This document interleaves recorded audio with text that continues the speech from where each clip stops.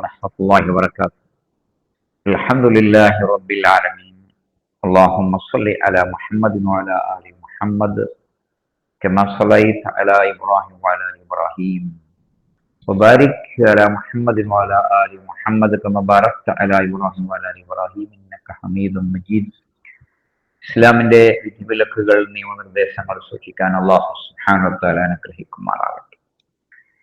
ഹുദൈഫത്ത് bin യമാൻ റളിയല്ലാഹു അൻഹു report ചെയ്യുന്ന ഇബ്നു മാജയിലെ 4049 ഹദീസ്, റസൂലുള്ളാഹി സ്വല്ലല്ലാഹു അലൈഹി വസല്ലം അരുളുകയാണ്, യദ്റുസുൽ ഇസ്ലാം, ഇസ്ലാം മാഞ്ഞു പോകും, കമാ യദ്റുസു വശിയു സൗബ്, വസ്ത്രത്തിലെ വരയും കുറിയും ഒക്കെ മാഞ്ഞു പോകുന്നത് പോലെ.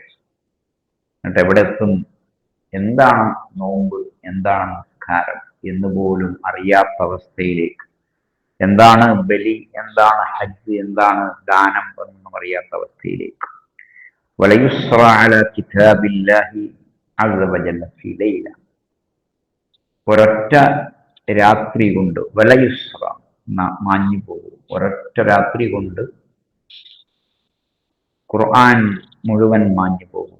ഫലാ യബ്ഖാ മിനൽ അർദി മിൻഹു ആയത്തുൻ, ഒരൊറ്റ ആയത്ത് പോലും അവശേഷിക്കാതെയാകും. അല്ലാഹുവേ കാത്തുരക്ഷിക്കണം.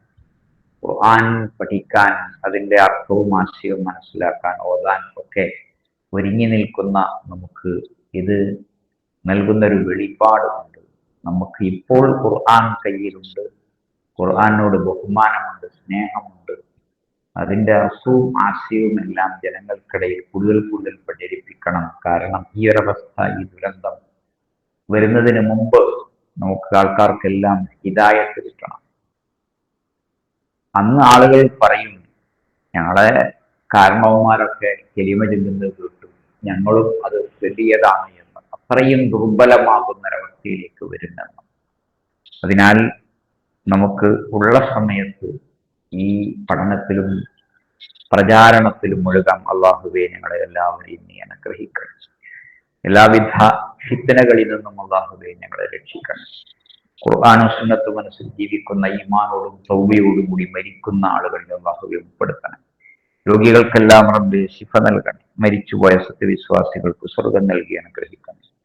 اللهم إنا نسألك الجنة ونعوذ بك من النار. اللهم إنا نسألك الجنة ونعوذ بك من النار. اللهم إنا نسألك الجنة ونعوذ بك من النار. ربنا آتنا في الدنيا حسنة وفي الآخرة حسنة وقنا عذاب النار. والحمد لله رب العالمين. وصلى الله على خاتم الأنبياء والمرسلين.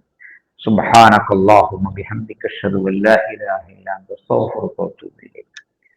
السلام عليكم ورحمة الله وبركاته.